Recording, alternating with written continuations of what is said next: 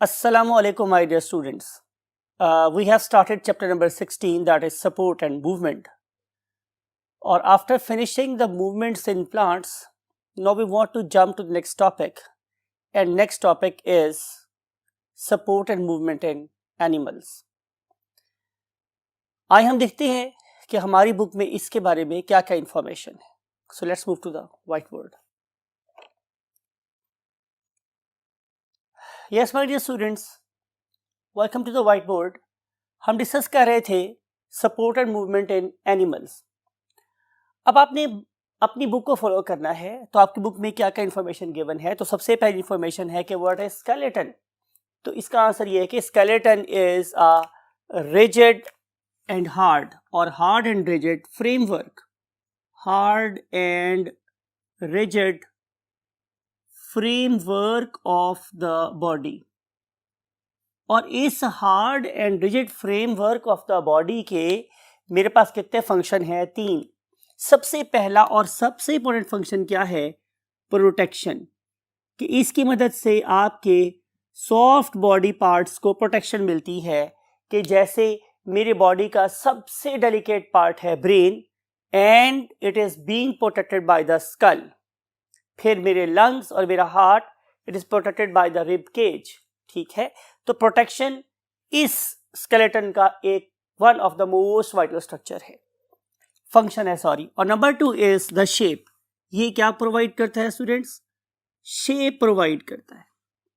फिर इसके अलावा ये करेगा स्टूडेंट्स कि ये सपोर्ट देगा. What is meant by the term support? यानी कि हमने बहुत डिस्कस किया आप लोगों के साथ कि इस पर्टिकुलर हार्ड स्ट्रक्चर के ऊपर बहुत सी सॉफ्ट चीज़ें अपने आप को अटैच कर सकती हैं, जिसकी वजह से उन्हें क्या मिल जाता है? सहारा मिल जाता है. जैसे कि हमारे मसल्स पे अटैच हो सकते हैं, हमारे लिगामेंट्स, हमारे टेंडन्स पे अटैच हो सकते हैं.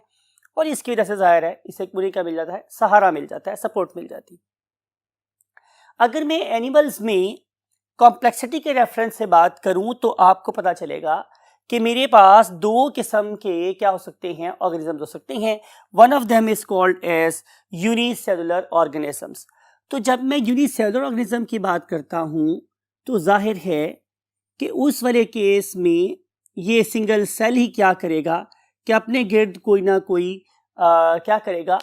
स्ट्रक्चर बना लेगा, जिसकी वजह से उसको प्रोटेक्शन मिल जाएगी. और इसकी बेस्ट एग्जांपल आप लोगों ने फोरामिनिफेरेंस में देखी थी, राइट. तो unicellular organism they secrete their own shell. लेकिन अगर मेरे पास क्या हो जाए? सेल्स ऑर्गेनिजम्स हो जाए मल्टी सेलुलर. ठीक है. अगर मेरे पास ऑर्गेनिजम्स हो जाएं मल्टी सेलुलर तो उस वाले केस में जो हमारा स्केलेटन है ये ज़्यादा कॉम्प्लेक्स हो जाता है. ठीक है. और उसको बनाने वाले स्पेशलाइज्ड सेल डेवलप हो जाते हैं. फिर इसको अगर मैं देखूं तो सम टाइम इसके अंदर इनऑर्गेनिक सब्सटेंसेस ऐड हो सकते हैं और पास केसेस में इसके अंदर ऑर्गेनिक सब्सटेंसेस भी ऐड हो सकते हैं. इसका मतलब यह है कि यूनिसेलुलर ऑर्गेनिज्म का स्केलेटन सिंपल और मल्टी सेलुलर का काफ़ी ज़्यादा कॉम्प्लेक्स हो सकता है. तो यहाँ पे आपने स्पेशलाइज्ड सेल को जिक्र करना है और दूसरा इसके अंदर ये बताना है कि it is much more complex in terms of impregnation के इसके अंदर क्या क्या चीज़ें शामिल हो सकती हैं. और अगर हम बात करें आप लोगों की बुक के फॉर्मेट को फॉलो करते हुए टाइप्स की, तो मेरे पास 3 किस्म के स्केलेटन पॉसिबल हैं. नंबर 1, सबसे पहला स्केलेटन मेरे पास कौन सा था students? Hydrostatic skeleton. Hydrostatic skeleton, right. और दूसरी टाइप के स्केलेटन को हम नाम क्या देते हैं? Very simple, that is called as exoskeleton. और ये डिस्कस आप लोगों से पहले हो गया है कि बेसिकली एक्सोस्केलेटन क्या होता है कि जब बॉडी के हार्ड पार्ट्स बाहर हों और सॉफ्ट पार्ट अंदर हों तो हम उसे क्या बोलते हैं? एक्सो मीन्स बाहर पाया जाने वाला. और थर्ड किस्म का स्केलेटन क्या कहलाता है? एंडोस्केलेटन. और ये बात भी समझाई थी मैंने आप लोगों को लास्ट लेक्चर में कि अगर हार्ड पार्ट्स अंदर हों, अगर हार्ड पार्ट्स बॉडी के अंदर हैं और सॉफ्ट पार्ट्स जैसे कि हमारी स्किन है, हमारे मसल्स हैं, हमारे लिगामेंट्स और टेंडन्स हैं, they are lying outside the skeleton, तो हम इसे बोलते हैं एंडोस्केलेटन। लेकिन अगर ना मेरा स्केलेटन हार्ड हो के अंदर हो और ना ही बाहर हो, बल्कि किसी फ्लूइड की वजह से मेरी स्ट्रक्चर बन रही हो, तो हम उसे नाम कर देते थे हाइड्रोस्टैटिक स्केलेटन। और हमारा जो पहला टाइप ऑफ स्केलेटन जिसको हम डिटेल से पढ़ने वाले हैं आज, that is none other than hydrostatic skeleton. So let's move to the hydrostatic skeleton. नाम के मीनिंग हम अंडरस्टैंड करेंगे। बहुत पढ़े लिखे बच्चे, आपके लिए कोई मुश्किल सी बात नहीं है कि जहां कहीं भी हम वर्ड हाइड्रो यूज करते हैं तो उससे मुराद एक ही होती है कि यहाँ पे जो मोस्ट वाइटल मॉलिक्यूल है दैट इज अ वाटर। तो अगर किसी स्केलेटन की स्ट्रक्चर को शेप देने का काम कौन कर रहा हो, वाटर और वाटर लाइक सब्सटेंस, तो हम उसे क्या बोलेंगे, हाइड्रोस्टैटिक स्केलेटन।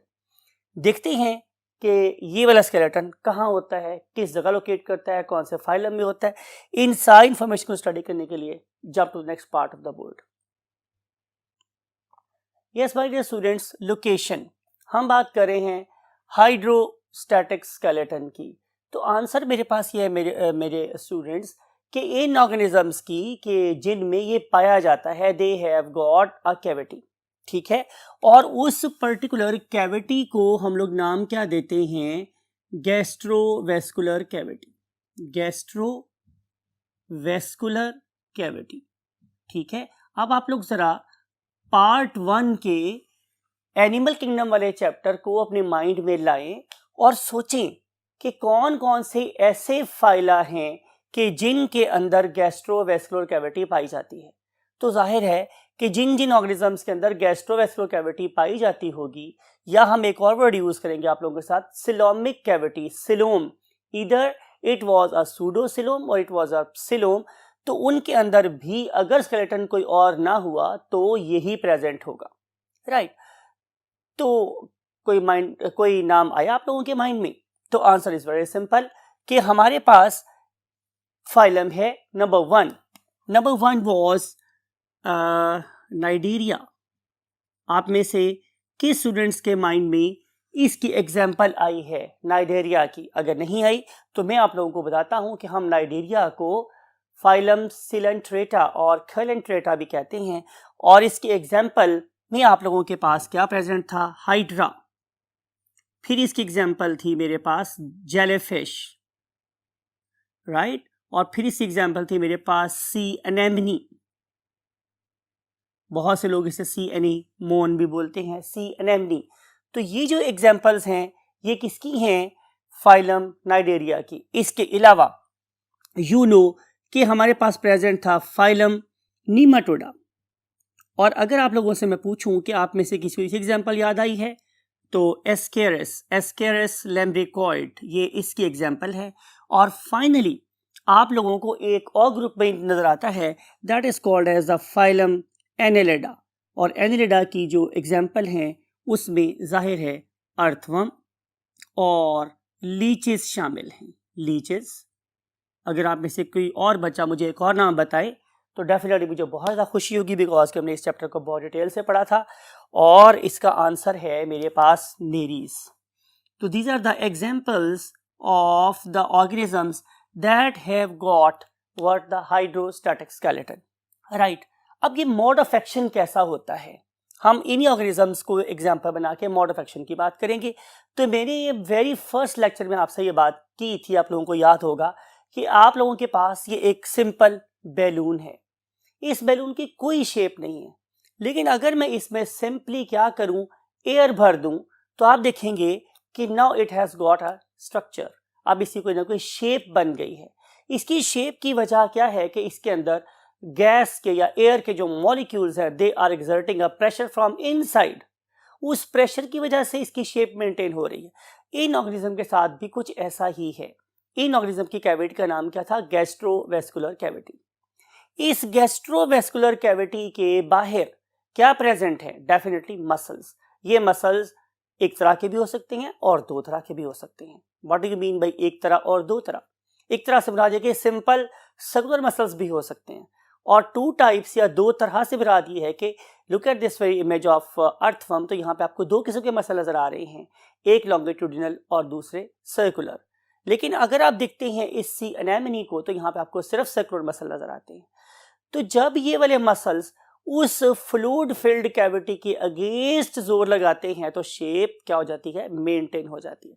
आप लोगों ने ये वाली बात भी देखी होगी माय डियर स्टूडेंट्स कि हमारे मसल्स को काम करने के लिए एक रेफरेंस फोर्स चाहिए होती है, राइट। मिसाल के तौर पे आपने देखा होगा कि अगर कोई एस्ट्रोनॉट खलाई स्टेशन से या स्पेस स्टेशन से वापस हमारी ज़मीन पे आता है तो उसके मसल्स बहुत वीक हो चुके होते हैं क्योंकि वहाँ पे ग्रेविटी नहीं होती, तो उनके मसल्स वीक हो जाते हैं, they don't have sufficient force to work against it.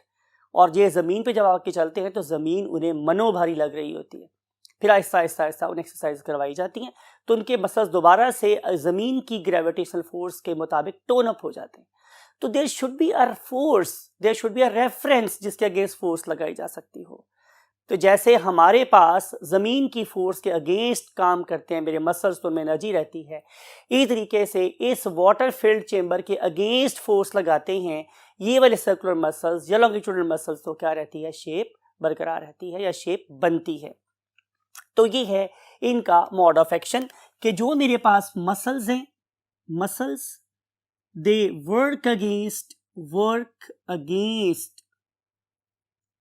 Fluid filled cavities, right. और उस फ्लूइड फिल्ड कैविटी की वजह से या उन मसल्स की वजह से ही ये वाले ऑर्गेनिजम्स अपराइट पोजीशन पे बरकरार रहते हैं।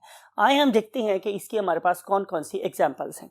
तो पहली एग्जांपल जो आप लोगों की बुक में गिवन है that is a sea anemone. अब sea anemone you know very well it belongs to the Cnidaria और फाइलम सेलेंटोरेटा। और इस सी एनेमनी की अगर मैं बात करूं तो आपको पता है कि ये एक रेडियली सिमेट्रिकल ऑर्गेनिज्म है। आप इस इमेज को देखते जाएं और मेरी बातों को अंडरस्टैंड करें बिकॉज की ये सारी बातें हमने पार्ट वन में आप लोगों से की थी।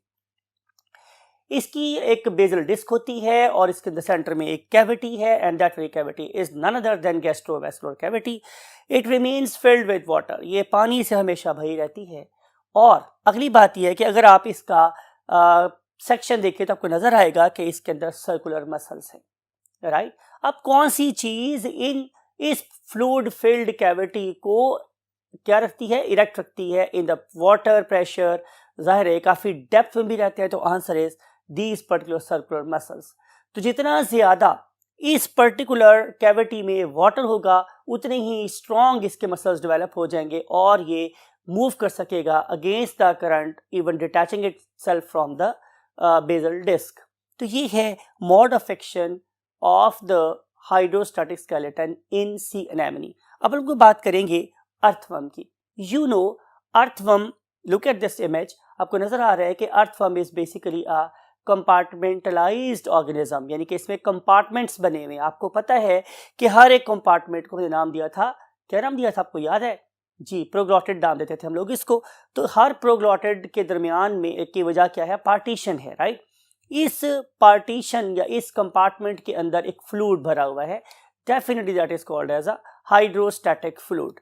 और अगर आप लोग इस फ्लूइड के अगेंस्ट कोई चीज एक्सर्ट करना चाहते हैं तो दैट वेरी चीज is basically a force and that force is being exerted by two types of muscles, one of them is longitudinal muscle, other one is circular muscle। अब देखना मैंने ये है कि अगर ये ऑर्गेनिज्म, ये भी हमने पढ़ा था वैसे लास्ट टॉपिक में, चैप्टर नंबर किंगडम एनिमिलिया में पढ़ा था हम लोगों ने, कि ये जो ऑर्गेनिजम्स हैं they move like a measuring organism. लगता है कि ये वाला ऑर्गेनिज्म जमीन के सर्वे पे निकला हुआ है, और जब ये जमीन के सर्वे पे निकलता है तो हमें पता चलता है कि किसी पॉइंट पे अपनी बॉडी को बहुत मोटा कर लेता है और छोटा कर लेता है, और अगले ही लम्हे पे ये उसी पोर्शन को बहुत लंबा और पतला कर लेता है। सवाल ये है कि ये ऑर्गेनिज्म ये वाली चीज कैसे गेन करता है। तो आंसर इज कि जब इस ऑर्गेनिज्म ने छोटा होना होता है तो ये क्या करता है, ये अपने सर्कुलर मसल्स को रिलैक्स कर लेता है, ठीक है, और अपने लॉन्गिट्यूडिनल मसल्स को कॉन्ट्रैक्ट कर लेता है। और जब इसे लंबा होना होता है तो ये रिवर्स प्रोसेस करता है, मींस एंटागोनिज्म शो करता है। अब ये अपने लॉन्गिट्यूडिनल मसल्स को लंबा कर लेता है और अपने सर्कुलर मसल्स को कॉन्ट्रैक्ट कर लेता है, राइट। इस तरीके से ये वाला ऑर्गेनिज्म अपनी बॉडी को लंबा और पतला और छोटा और मोटा कर सकता है। प्लस इसके अलावा जो चीज़ इसको हेल्प कर रही है in movement, this very measuring movement, वो क्या है कि हर कंपार्टमेंट के नीचे 2 कांटेदार ब्रिस्टल्स कांटे लगे होते हैं। आप अगर वही बात है प्रीवियस ईयर में जाएं और जाके इस टॉपिक को स्टडी करें अर्थवर्म को, तो हमने वहाँ पे आपको डायग्राम दिखाई थी। चलें आपके लिए रिकॉल करवा देते हैं उस डायग्राम को कि उसके नीचे ये 2 क्या लगे हुए थे, ब्रिस्टल्स, जिन्हें नाम कह देते हैं सीटी। तो सीटी plus longitudinal muscles plus circular muscles plus hydrostatic skeleton, ये सारी चीजें मिलके इस ऑर्गेनिज्म की शेप मेंटेन कर रही हैं और डेफिनेटली उसको मूव करने में हेल्प कर रही हैं और उसे लोकोमोट करने में हेल्प कर रही हैं। Right, so that's it for earthworm. अब हम मूव करेंगे नेक्स्ट पॉइंट की तरफ, and that is the second type of skeleton, that is called as exoskeleton. So let's jump to the third portion of the board. Yes my dear students, हम discuss करेंगे second type of skeleton. It is the second type of skeleton that is called as exoskeleton. बहुत दफा इसी chapter में और इससे पहले भी आपको बताया गया एक्सो का मतलब आउटसाइड और एंडो का मतलब इनसाइड। अगर आप लोगों की बॉडी के हार्डर पार्ट्स बाहर हैं और सॉफ्ट पार्ट्स उसके अंदर सेव्ड हैं तो हम उसे बोलेंगे एक्सोस्केलेटन। राइट, तो अब यहाँ पे क्या होगा स्टूडेंट्स के जो हार्ड पार्ट्स थे, hard parts of the body they are outside, और जो सॉफ्ट बॉडी पार्ट्स है they are basically saved inside, वो अंदर प्रेजेंट है। तो हम उसे क्या नाम देंगे, एक्सोस्केलेटन। अगर मैं नेचर की बात करूं तो ये वाला स्केलेटन कैसा होगा, जाहिर है हार्ड और रिजिड है। It is very hard, it is rigid and most importantly it is non living. ये नॉन लिविंग है। राइट, सवाल ये है कि अगर ये नॉन लिविंग है तो क्या इसकी नॉन लिविंग चीजें बॉडी के बाहर से साथ शामिल होती हैं? तो आंसर इज नो। इसको सेक्रीट करता है इस ऑर्गेनिज्म की स्किन का आउटर मोस्ट पार्ट, और आउटर मोस्ट पार्ट का नाम मेरे पास क्या था, epidermis. It is secreted by epidermis.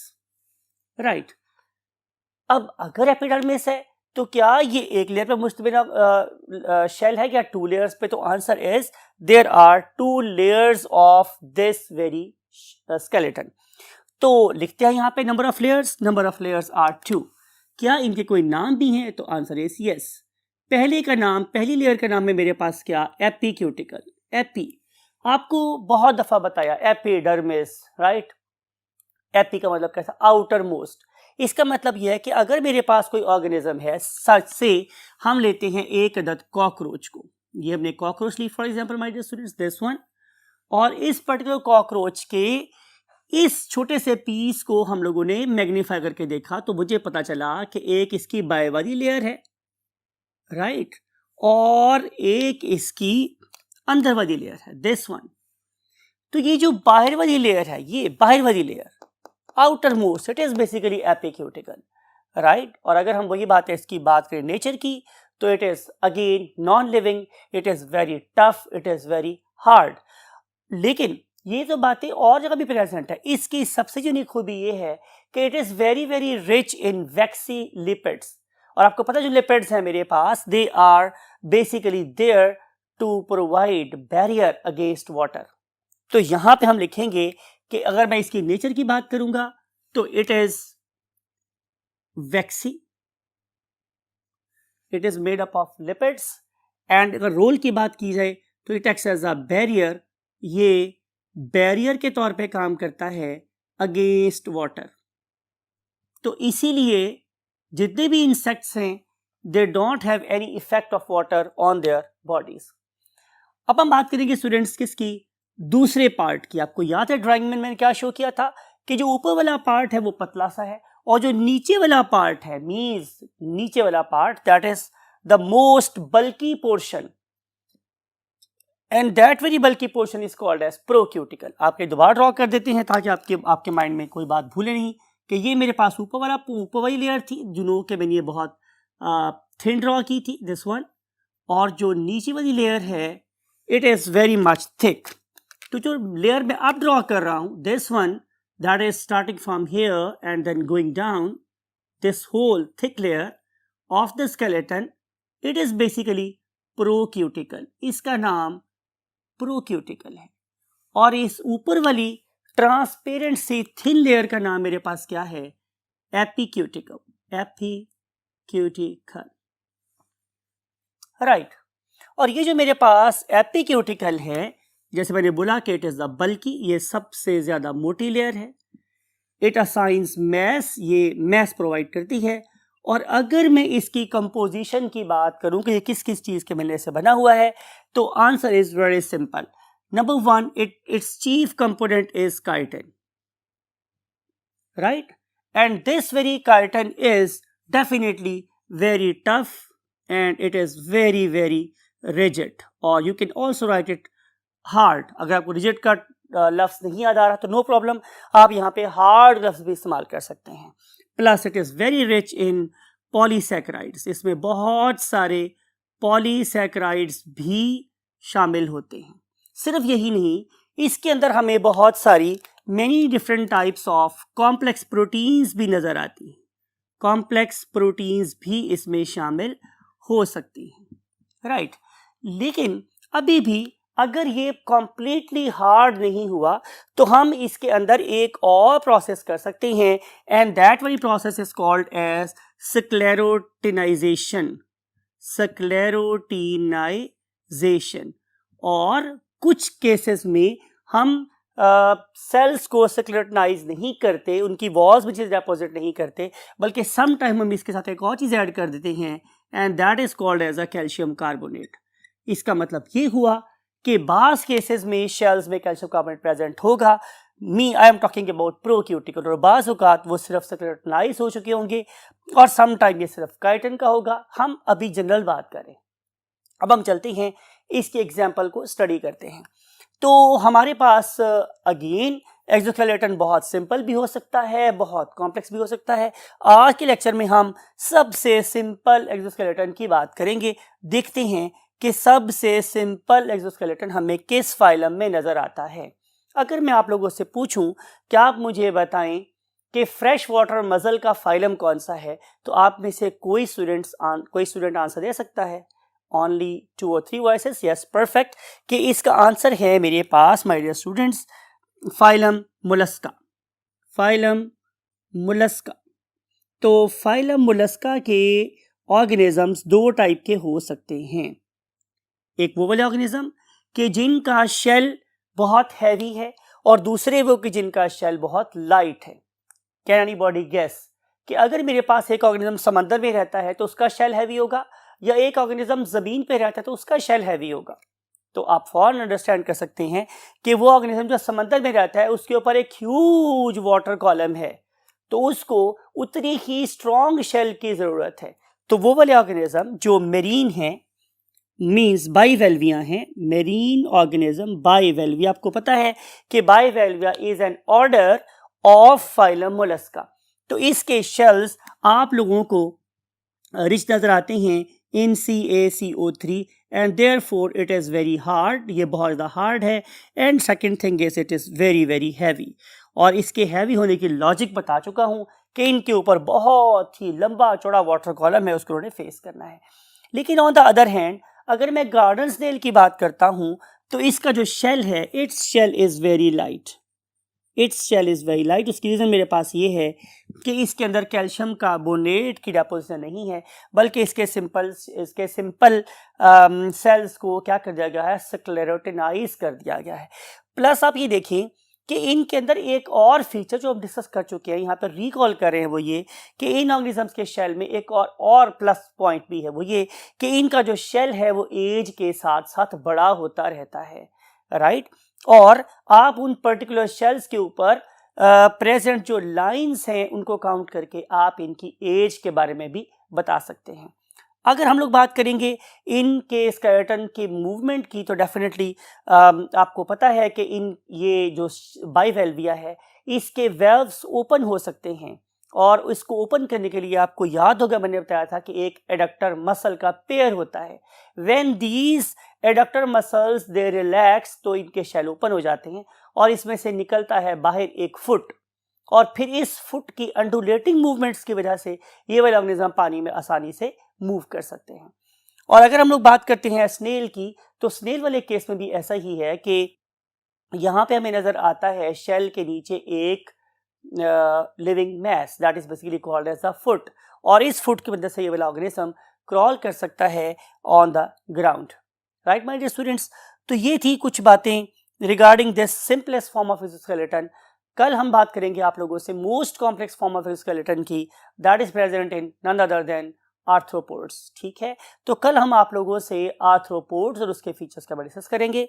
आज तक के लिए इतना ही काफ़ी। समझे, बातों को अपने माइंड में रखें और हमेशा अपने लिए और अपने वालिदैन के लिए आसानियाँ पैदा करें, अपने साथियों के लिए आसानियाँ पैदा करें। अगर आपको कोई बात पता है, आप दूसरे लोगों से शेयर करेंगे तो इससे इल्म की शम्में और जलेंगी, रोशनी और फैलेगी, अंधेरा और कम होगा। इस दुआ के साथ कि आप रोशनी फैलाने में ज़िंदगी में ज़रूर कामयाब हो। आई वॉन्ट टू से यू अल्लाह हाफ़िज़।